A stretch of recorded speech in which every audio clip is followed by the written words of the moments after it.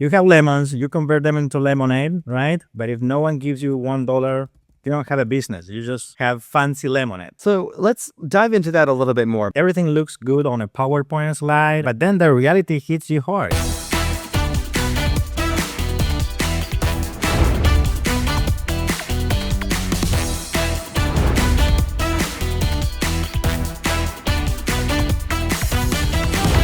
Welcome to the AI and Healthcare Podcast. My name is Dr. Sanjay Juneja. I'm a hematologist and medical oncologist, also known as the OncDoc on social and news media. And today I'm very excited because our basic episode concept is going to be what it takes to win in medtech in 2026. If you're not already familiar, the medtech landscape in 2026 is defined by paradox. There's tons of innovation that's popping up everywhere, but there's also a lot more failure than ever when it comes to some of the tools or solutions. Hundreds of AI-powered clinical tools have received FDA clearance, and billions of dollars have been deployed into digital health. And yet, health system adoption remains stubbornly slow, and physician workflows remain arguably broken or at least cantankerous, and reimbursement pathways remain opaque. Today, I'm joined by two just exceptional people. One you may have heard of before. He's been on our podcast previously. This is Dr. Bernardo Perez-Villa. He is a healthcare innovation and commercialization executive. He had spent time at Cleveland Clinic under their innovation department and now currently works with Emerge as well as the Brain Trust. We also have Dr. Peter Alperin, who has elitely and serendipitously had a lot of experience when it comes to solutions we're all familiar with, one being Hippocrates, that my wife and I actually both used a ton of in medical school, as well as Doximity. He is a physician at the U.S. Department of Veteran Affairs, and he is a co-founder of DX Angels. So with that said, I'm extremely excited to have both of you. Thank you so much. Yeah, great to be here. So if I might start with you, Pete, I just want to know, one of two things. What is so unique about the right now, maybe when it relates to AI or doesn't, but what is so unique about this era? And why is it something that we should pay attention to or arguably get excited about? You know, everybody thinks that every era is always going to be unique and different. I think what's really special about now is that, AI is the first time that we've actually had a technology that can really help augment the physician in a way that in a partnership, as opposed to just help them take their current existing workflows, the way that they do their work, and speed things up, slow things down, but actually have a partner in their provision of care. And how that gets used, how that gets implemented, I think is obviously the $64,000 question, so to speak. But I think that's really the unique element of why now. I love it. And Bernardo, what about you? Is it hype or is it real? Both. I think that, like Pete was saying, there are some things that can be different, but I don't know if I can be more of say that it's going to be different. I'm always more on the dark side and saying, look, you're trying to say that your technology is going to be different, that the situations now are different, and it turns out that unfortunately it's more of the same. At the end of the day, is the people who are not using your technology and they are not giving you $1 for your technology. You know, what I always say, Sanjay, is you have lemons, you convert them into lemonade, right? But if no one gives you $1, you don't have a business. You just have fancy lemonade. And with an AI, so far, it's happening a little bit of that, right? You can have some data here and there that is working, but still, healthcare is still and is going to be always very risk averse. So let's dive into that a little bit more, because one thing that I think many have seen is that there's a difference between clinical AI that gets published. So you read about something, whether it's radiomics or something that's super exciting, and you're like, wow, this is going to be amazing. But then the gap exists where the clinical AI that gets used is actually quite different. So what are those reasons that perhaps what we're seeing or wanting to get excited about in a publication sense may not necessarily uphold into the real world? And I'll go a step further. Are there any red flags that perhaps may alert you on why a product may or may not succeed when it comes to real world application? Yeah. I can start with that I always say that everything looks good on a PowerPoint slide and on a gamma slides now, or with fancy pictures and on a paper, but then the reality hits you hard. It's like Tyson used to say, everyone has a plan until you have a plan until someone punches you out your face. So everything looks amazing, but then you put it in the workflow, and that's where you learn the most. And that's what I'm going to say this, I don't know if you put it or not, but it pisses me off, is healthcare is so difficult to just do a pilot that is minimum risk, just to test it. Let me see if it works. I'm not asking you for money. I just want to see if it works. If you're at Google and you want to do an A/B test with your advertising, if the blue color is better than the red color, boom, you have thousands of users. And in healthcare, it's impossible. It's not easy. If the three of us today come up with an idea and we want to test it, and I said, look, I just want to use 10 users. 10. That's all that I need. I just want the 6 months of IRB. They're going to charge me $100,000. The doctor wants to be the CMO of this. Hold on a minute. That I just want to see if it works. So it's not about the red flag. It's that unfortunate people cannot translate what they have on the paper to test it in reality. What do you think, Pete? Yeah, I think with healthcare, obviously, the stakes are higher than a Google split test of a red versus blue banner. So I understand why the regulations are there. I understand the conservatism. I do absolutely share your frustration in the sense that there are some simple things you'd like to test that do get caught up very often in things like IRB approvals or just generalized, I would just say, quicksand of trying to move through the different elements of a hospital. But I think, but part of the difference too is that, there'll be a paper published, it'll talk about all these great outcomes, but it was done in an extremely controlled environment. Yep. It was done with people who were very well trained on whatever the technology was being implemented. Everybody agreed on the goals, right? Typically, the researchers will agree on the goals before they implement or test a technology, as opposed to when you're implementing it in a real world environment where perhaps not all the stakeholders were involved in the implementation, or perhaps there's insufficient resources that are being used to deploy this technology, et cetera, budget constraints, et cetera. So there's a variety of different reasons why things that work in the lab don't work in a hospital that I think go beyond just the simple, the fact that healthcare is really a custom job every time with a given patient. Pete, let me pressure test if I follow Sure. correctly, your hypothesis that I hear many times, that the stakes in healthcare are very high compared to an A/B test on Google or whatever it is. But don't we have right now the technology to do synthetic data? We have silicon models. We have a lot of technology nowadays that we can certainly de-risk that in a very safe environment.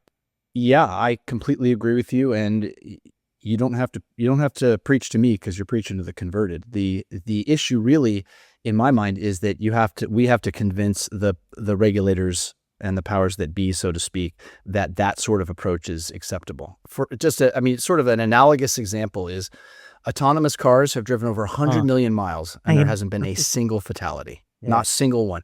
Yet an autonomous car here in San Francisco 6 months ago or something like that runs over a cat. And I love cats. Like, don't get me wrong, but everybody goes crazy and they say that we have to ban autonomous cars. It was unfortunate that the cat got run over. Don't get me wrong. But come on, 100 million miles without a single fatal accident. Humans are not even close to that. Yeah. Yet everyone raises their hackles. So while I 100% agree with you, Bernardo, I don't think convincing the three people on this discussion is really the issue. So Pete, if I may, as an angel investor and somebody that's had just a lead success in your endeavors, you're a physician as well. I'm sure that's given you some perspective on the things that fit, product market fit, some would call it. What are some of the positive things that tell you that something might be viable or amenable to integration, workflow, et cetera, when you're evaluating the viability of a solution? Sure. Well, so to clarify, the investing that I work on with my two partners is very early pre-seed and seed stage investing. There's an idea. There's usually, hopefully, some, but not always, a proven product, not necessarily product market fit because of the stage at which we're investing.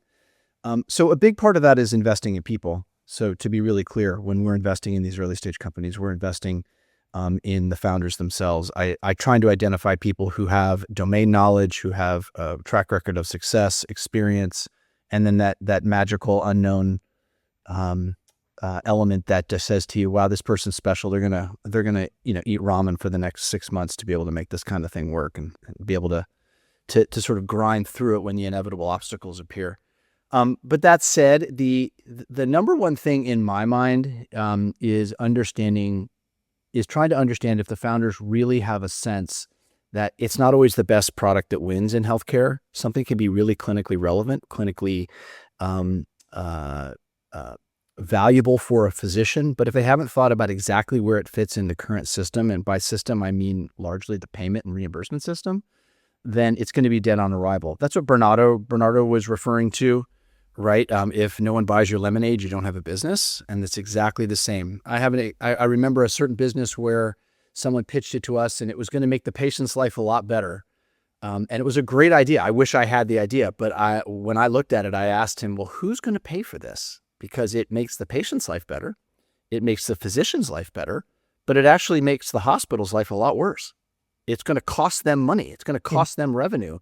So while I think this is a great idea for society isn't the one that goes to market with your product. It's a business that has revenues, et cetera. So when it really comes down to it is, if doctors don't use it, it doesn't matter. Or erase doctor and put in nurse or whoever it is that you're trying to sell to. I think that's the key element and probably the thing that I personally look at aside from the founders. And aside from the fact is this clinically useful? That's the most important thing. I love it. So there's something very important you said that, revenue has to be demonstrated, or at least not to be, at a loss. And that's just to be able to even get it to the institution for potentially providers to use. Bernardo, you're an expert in really appreciating and understanding what then, say the revenue model at least makes sense or is at least viable. Yeah. Tell me maybe your workflow as to assess whether something will be successfully integrated, how it gets integrated, or potentially even what are some things that are absolute, kills or will not potentially have that viability once you get past that layer of does it make an ROI for the institution? Yeah, I think that Pete nailed it. Is no money, no mission at the end of the day as well. And I want to give the other example that Pete said. Okay, this is creating revenue, but this is making the hospital lose and not making money. But I remember a technology that it was taking patients out of the hospital. Let's evaluate that in 2 seconds again. We are using a technology that is keeping patients out of the hospital. What is the main business model of the healthcare system in the US? Fee for service. So if you don't do something, you don't get paid. And it was, whoa, we need those patients. What are you doing? You're keeping my patients out of here. But this is doing well for the society. Patients are not being operated. Patients are kept outside of the hospital. Yes, but like my psychologist used to say, I listen after the but.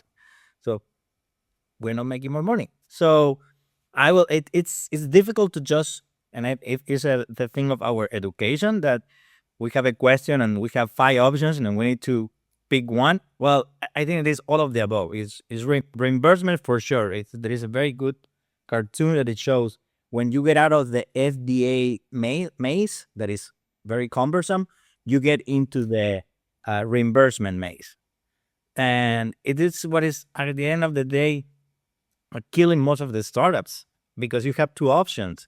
You get the CPT, a new CPT code, which is incredibly complicated and expensive, or you use an actual CPT code. And let's say that, okay, you start getting paid. But imagine that you get paid $10 for each time that your device is used. Guess what? It's costing you $25 to make it. So you're losing $15. So what are you going to do? You need to keep working for so many times until you can reduce the cost to $7? How are you going to do that? So what is the chicken and the egg? If we're talking one way of getting reimbursed for a new technology is a CPT code that reimburses you X amount, are you going to invest like however much money into this, solution or product, then learn or try to push for a CPT code and hope that it somehow, neutralizes the expenses you put in? Or are you finding that companies are kind of thinking about the CPT code ahead of time and hopefully making some strong bets as to whether it would be sustainable should they now, take on the challenge of the technologic aspect and the regulatory matters? I think, it is a big chicken and egg issue. It is just to echo what Bernardo said, it's incredibly cumbersome and time consuming and expensive to get a CPT code, certainly to develop a new one. It also makes a business pretty susceptible to just a lot of top-down price pressure, because if something gets approved, either the government, assuming it's Medicare or Medicaid, or if it is a private payer, you're going to get a lot of pressure to decrease the reimbursement for that particular intervention. So certainly, we always try to look for businesses that have other ways of making revenue, whether it's outside of the CPT code itself, whether that's network effects, subscription fees, or advertising and the like, for that exact reason. And then in terms of the developing, I think it's a good way to get your company kickstarted. Yes. Because if you can try to attach yourself to, say, I don't know, one of the monthly codes that you can bill for longitudinal care, that can be a good way to generate some early revenue. But I don't think that's the secret to long-term success. And I'm really commenting on things, by the way, outside of strict devices, because that's something that devices and biopharmaceuticals, that's not something that we invest in, or that I have a tremendous amount of expertise in. Yeah, I want to piggyback on that, on the specificity of the technology, right? It's different if it is a medical device, it's a drug, it's Right. a diagnosis. The more I have been in this business, the more when I hear FDA, I have like shiverings and I say, oh, run away from there, and just focus direct to consumer. Don't say that you're healing people. Don't now just but it's very difficult. It's very, very difficult. And also, like I tell the startups and companies all the time, just it is better that you have a monopoly, a small monopoly, that you own a very small, I don't know, market in South Florida, that you have South Florida, 50% of the market, about 55 years old, ultra high net worth people that they're buying your technology, generate revenue with that, own that market, and when you're healthy and you have a good balance of money coming into your bank account, then you say, okay, now what? And that's very difficult for an entrepreneur to understand how steep is the mountain to get to the top and say, okay, you know what? And then you have people, they say, but I just want to have 1% of this very huge market. No, it's not going to work. It's start very, very small, get one customer, and then worry about the second one, and then the third, and so on and so forth. I love it. It kind of reminds me of how you discussed the mom test on a previous podcast that you were on. It's just see that it's necessary, needed, and works. And, really come to the base root of a problem. And to get to that problem, you have to understand your end user like very well, and just kind of really look into their day-to-day life, A to Z, 9 a.m. to 5 p.m., and understand the different processes that you can potentially ameliorate.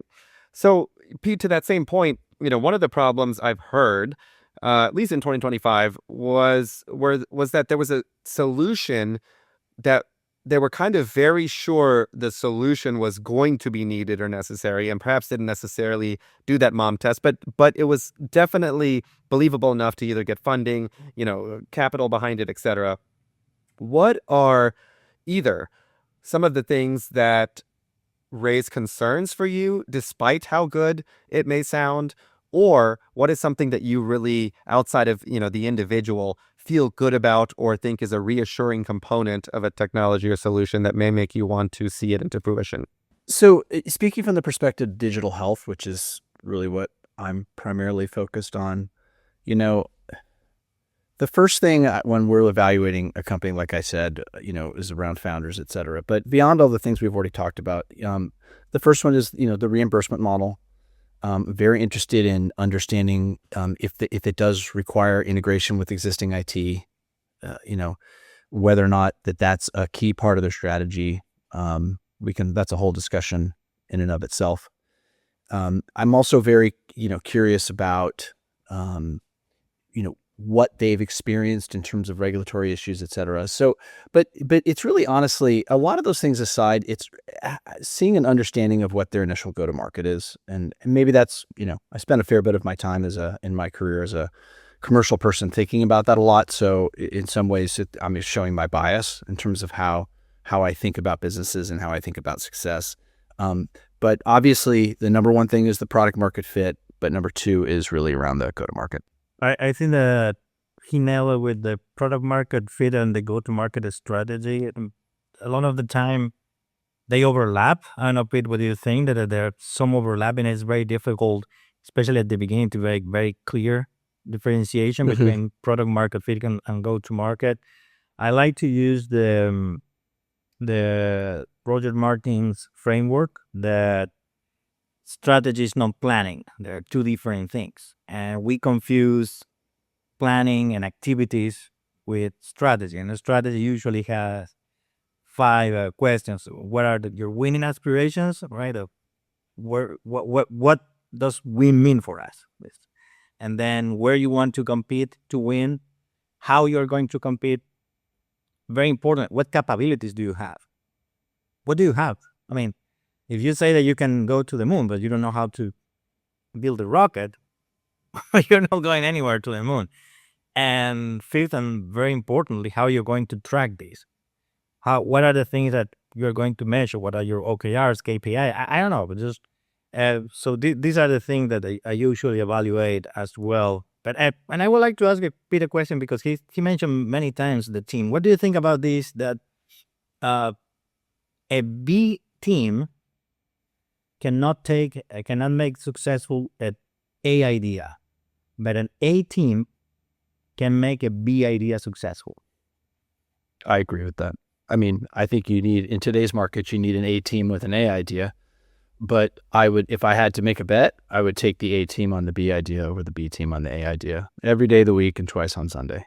See, that's Sanjay, right? Because Pete has been repeating that a lot. The emphasis, especially in the pre-seed idea, seed idea, is if you don't see that the team is aligned, that it's not like it is a red flag, but it's your gut feeling, especially for someone with the experience of it, being there, done that in many ways. There are too many biases. This is unfortunately the experience of the entrepreneurs and the team in general. It's extremely important. For sure. Bernardo, you said sometimes when you hear FDA, it kind of gives you a little like, oh, are you sure we can't go DTC, for the regulatory stuff. So I'm curious, semi-recently, the FDA had asked or kind of put out a statement that they want to see more post-market performance monitoring on AI tools. So really, either of you, how is that, going to happen? Is the industry ready to deliver that? Because I feel like it was just yesterday that people started kind of warming up to this concept. And now, without maybe having something perfectly defined, because these solutions can be rather unique, what does that look like, this post integration or adoption monitoring to report back, which is a little challenging compared to pharmaceutical drugs and stuff that we may be used to? I don't know. I don't have much. I was trying to read into that, but I don't have the expertise to give a very informated or educated answer to that. I can give you my armchair answer that it is going to be most costly for the companies and therefore for the users. That is usually how it's translated. It is, if you put one more step, more middleman people, more regulation, everything, okay, that's going to be more expensive, so therefore it's going to be more expensive for the user. Pete, anything to add there? I mean, I 100% agree with Bernardo. The more regulations, the more obstacles, the more hurdles, the more walls you put in front of somebody to bring something to fruition, the more expensive and it's going to be, and the slower the uptake will be, and the less satisfying and the least satisfying outcome will happen. So if you really want to make things harder, more expensive, and slower, that's exactly what you should do. On a similar note, what is probably, if we think back to January 2025, what is the most common regulatory mistake you've seen early medtech companies, if applicable, make to this point? And do you think that's been kind of corrected? But I kind of start and for me, it's always, seriously, it's over and over again. I can bet you $100 that if I talk to an entrepreneur and you ask about FDA pathway and they say, oh no, mine is fine. No, and with a 1 hour or 2 hours consultation with me or with an expert, that's going to be done. And it's going to cost you at least $100,000, and it's going to cost you many hours. And guess what? They're going to go to the FDA. The FDA are going to ask questions, and then you will have another invoice for $20,000. And we're like, well, where is it coming from? It's so let's put it this way: is the underestimation of how costly and length, like the length of the process. When you see this this is a red flag for me now that I'm thinking out loud. When I see it's a company that says I'm FDA clear, pre-approved, and it's going to be done in 2 months, and you ask, okay, tell me when did you start having conversation with the FDA consultants, and they say, oh no, we haven't scheduled, and you're telling me that in 2 months, that's for me, it's a red flag. So to that point, Pete, what is it that you today get excited about? And perhaps why do you get excited about that? I'm sure part of it is bringing solution into the world, but what is it that excites you or makes you want to see something through? I'm always a little wary when someone says I have, the world's greatest technology that's going to transform healthcare and this and that. I'm much more of a believer that I want to see someone who is going to make a really big difference in a very focused area that they can land and expand with. So it's just really playing on what Bernardo said a few minutes ago, which is to own a very small area. I think he used the example of South Miami or Southern Florida. To sort of make that metaphor for my area, I would say, for instance, if someone really says, I want to own the private practice oncology market, okay, that's great. And then our plan is to do that really, really well, and then leverage that into, other similar type specialties, or we're going to stay within the oncology vertical and then move into hospital and practices, or et cetera. That's something that I can get much more behind, because I think that in general, startups tend to die of indigestion, not starvation. They try to do too much as opposed to too little. And you really have to be focused on what you're going to make your success in and where you're going to plant your flag. And if you are, you try to do too many different things, then you're not going to do anything. And one of the things I learned from the founder of Doximity, Jeff Tangney, was you really have to say no a lot. And he said no to a lot of things a lot. And it can be frustrating when you have a specific idea or product that you think is fantastic, but it doesn't fit within the overall 2 or 3 key objectives for that year for the company. And that's why, you really have to be focused on what you do. So if the things that get me excited are founders who sort of understand that, founders who naturally gravitate towards that approach. I'm a big fan of the land and expand strategy. I'm a big fan of, gaining a tremendous amount of expertise, because one of the things that you develop is trust with your customers. And trust with the customers, there's no box that you get to just check. There's no FDA approval for that. There's no place that you can just go buy that off the shelf. You have to earn that, and you earn that by doing something for somebody and being successful, and either and most of the time, making them increase top line revenue. No doubt. Bernardo, if I have, 1,300 text messages, sadly, because anyone I've ever met that has a cancer diagnosis in a family, I get the text, for guidance. And I'm so sorry if anyone's listening has texted and I haven't gotten back to them. But I know you have just as many on ideas when it comes to what do you think about this? And they're always running it by you. And I pick your brain 30 minutes. What's that? Exactly. And then you have 1,000 of those. What are the ones that get you excited or make you go, aha, now this person's on the right track? Oh, that for me, perhaps I'm not that easy, but as excited as speed. For me, it's very difficult. It's the problem is that when I see it, I get obsessed, and and right now the last one that I saw that I said, oh, it's they're coming. This company I'm working right now is with because it's in the preventive neurology space. It's like, oh, and how many preventive neurologists have you heard about? Not many. But how many preventive cardiologists or primary care physicians have you heard about? All of them, right? That they're all cholesterol. So that was this one because again, it's coming back to the aha more than the aha factor. Is like people used to say that this is funky. This is funny. Like the physicists when they find an experiment that is not aligned with the hypothesis. If your hypothesis is right, it's fine. But it's this is funny. I wasn't expecting this. And I think that is coming more and more to the preventive space that I was my early stage of when I was practicing as a physician. I was more interested in that and treatment adherence. Why aren't you taking and behavioral changes? It's at the end of the day, whatever we do during the day is changing a behavior.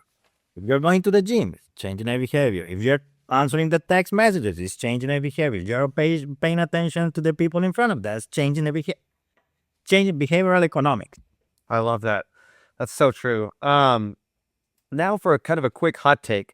I'm curious, both of you having, long-term experience in the field of healthcare innovation. Pete, I'll start with you first. What do you think is the most overhyped AI promise in healthcare currently? Oh, MD replacement. Sure. I think that's incredibly overhyped. I think, I think we are, if ever, a long way away from eliminating physicians from the flow. I think the job is going to change. I think what you do in any given specialty is absolutely going to change. But to say that there's not going to be any radiologists, as an example, I think that's a little much. Now, maybe in 100 years, who knows? But radiologists will do different things, right? We also aren't, doing plain films on everybody all the time anymore, right? Now we have new technologies, and now radiologists, went through the phase of learning how to read CTs and MRIs, and then now there's a lot more interventional procedures. So I just think that the job is going to change. Taking care of people is absolutely a very human thing, and humans, by their very makeup, want to be taken care of by other humans. But the idea that MDs are going to be wholesale replaced and that, air quotes, you shouldn't go to medical school, end of the quote, is I think absurd. Love it. Bernardo, same question. That AI is going to fix everything. That is all of the sudden you throw AI and boom, magic. It's you know what they say?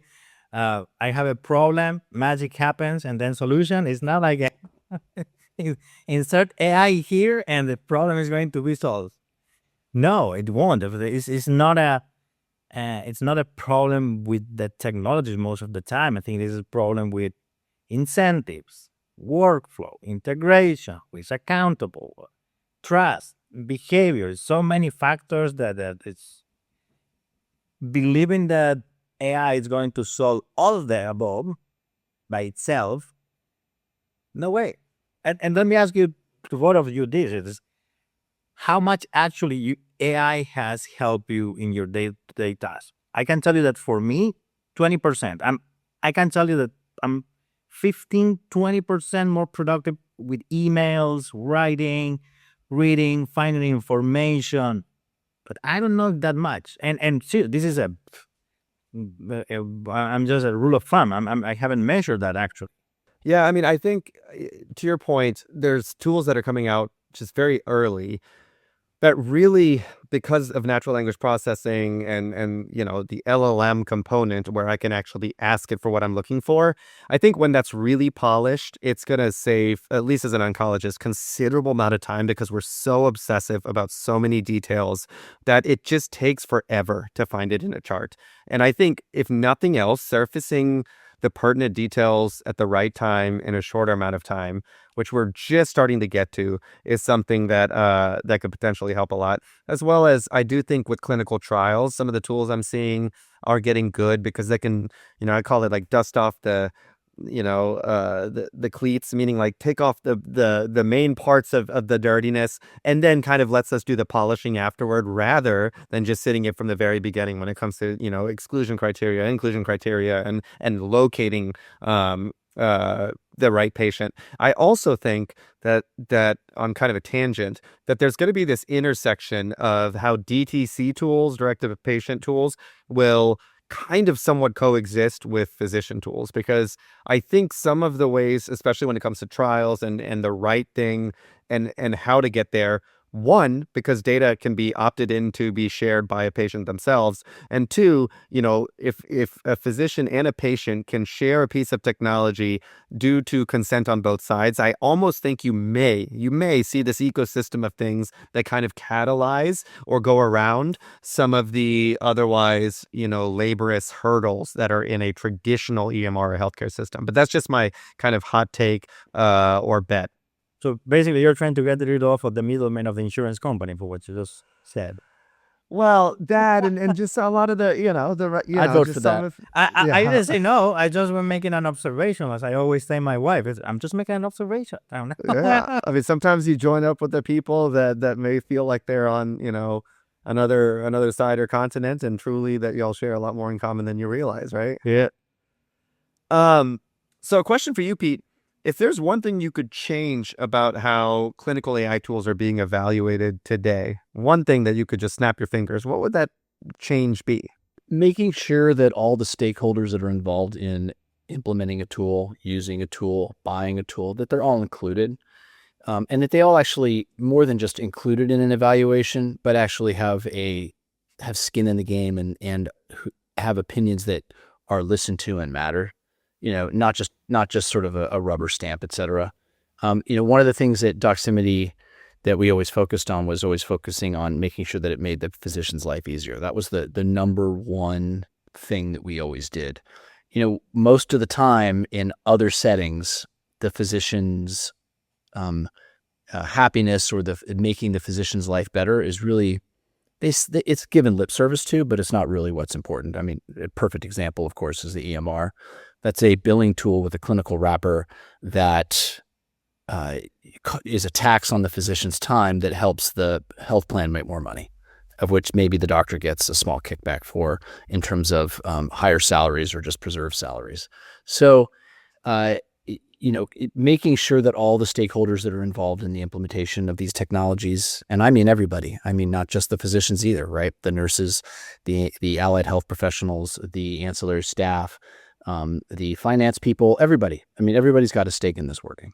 That's very interesting, because the number of times in the last year and a half or two that I've said, but who's really not going to like this? It's the surgeon, surgical oncologist, or potentially the referring primary doc. Like, I can see that because I know the patterns, but they're like, oh wait, I didn't think about that. Or the vice versa. I think I was at the Doximity advisory board, and I was like, who would really like patient phone call summarization or triage nurses, at least that's what we call them in our institution, the ones that like are already so responsibly writing out in a note, in a text note or phone call note in the EMR what was discussed.